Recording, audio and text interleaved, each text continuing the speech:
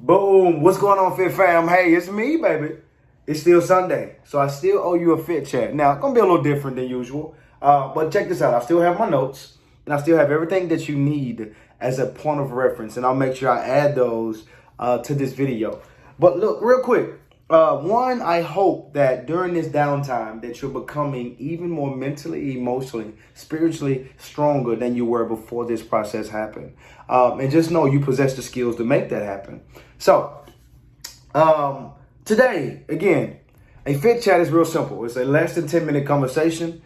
It's not about anything spiritual or political. It's an opportunity for me as your trainer, as your friend, to just talk to you about things I've learned, encountered, or something that's on my heart throughout the week. But ultimately, the goal is to leave you lifted, to leave you better, to have you thinking, to wanting you to progress in your everyday living. So check it out. Today, the message, the topic is called I'm the Ish. Now, it's I-S-H. You can add a letter. You can scrabble them, you can shift them around, but I think you got my point, right? It's an idea of you saying, I got this, boo-boo. So check it out real quick. I'm the Ish. I want to share this quote with you by Earl Nightingale. Earl Nightingale said, our attitude towards life determines life's attitude towards us.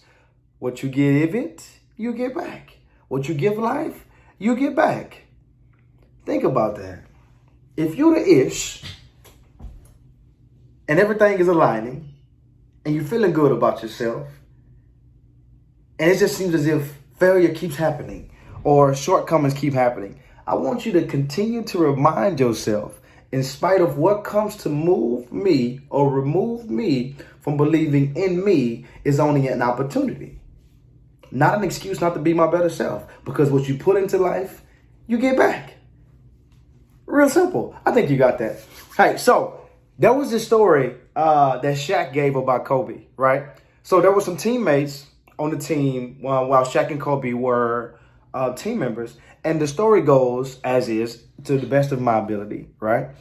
So Shaq said he received some complaints that Kobe would not pass the ball. So he's like, all right, I'll handle it. So he goes to Kobe and he says to Kobe, hey, Kobe, people are saying this and that. And I just want you to know, ain't no I in team. And he says, Kobe's response says, there's an M-E in that mother. I think you got it, right? He says, so there's no I in team, but there's an M-E in that mother. Bam! Check this out. Here's what I want to say about that. So I want you to follow me right here. Play with me. Follow with me. So the word empower, right? We're going to play around with it. I don't know what you're doing down this downtime to empower yourself, but I want you to know this.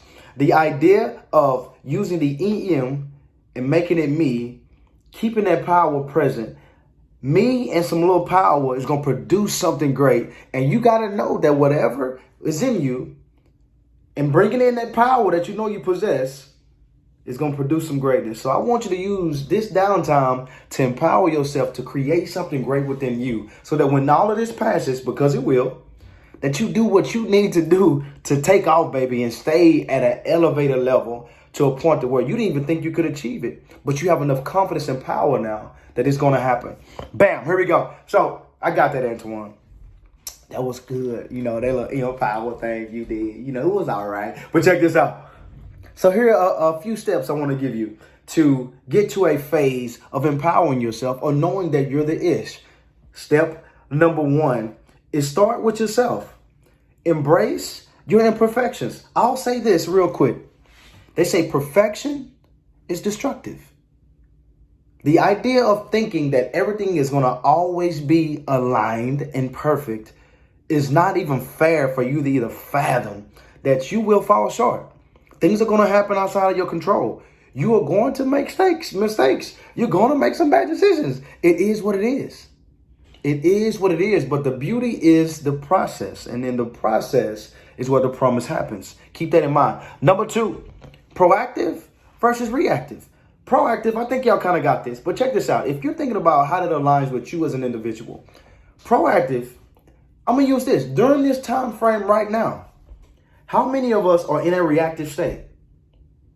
Am I financially set? Did I even consider my insurance? Have I even called my cell phone company to let them know, look, I ain't got no money right now, but you better, anything, proactive versus reactive, however that aligns in your life. Keep in mind, sometimes your decisions don't change, but your response can change the outcome. Think about that. Number 3, beware of yourself and hold yourself accountable. Now, keep in mind, I will share these notes in the notes. Beware of yourself and hold yourself accountable. It's easy to excuse anything less than your best self. It's easy. Why is that? Because you grace yourself more than you may grace other factors and people, right? You want your employer to deal with your attitude, but why you want to address your own attitude, right? It's one of those things where always be aware of your standing so that you can know that when you're outstanding, it's normalcy. You got that? Boom. This is the last one. Number 5, stop and then reset. Sometimes be willing to know that if something isn't aligning and it makes you feel out of sync, stop, think, reset, realign yourself so that you can know for a fact that you're okay when you proceed back to where you ended. Now, life is going to produce, like right now, I want everybody to just stop. Stop stressing. Stop overthinking. Stop wondering. Stop trying to do things that you know for a fact are outside of your means and control, and just allow life.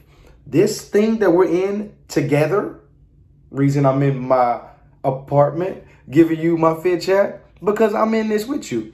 There's only so much control you have. And what you have control of is you. Keep control of you. Own you. Own you. I'm going to end it with these quotes. And again, all of this will be in the notes. They said the fearful unbelief is unbelief in self. The fearful unbelief is unbelief in self. If you ain't got you, I don't know what you got. This one right here, this is the last statement, and I'm going to let you move on. But this is by the great Mr. Robert Madu over at Social Dallas, the pastor of Social Dallas Church. But he said this on the podcast, and it is reigned true in my heart. He says, whatever story you let sink in your soul navigates your life. Whatever story you let sink in your soul navigates your life. I don't care what you're getting from what's going on right now in this pandemic. I don't know what you're getting from it. But I guarantee there's something within you creating a story, a message, a lesson, a learning that's only going to propel and progress you forward if you allow it to. Whatever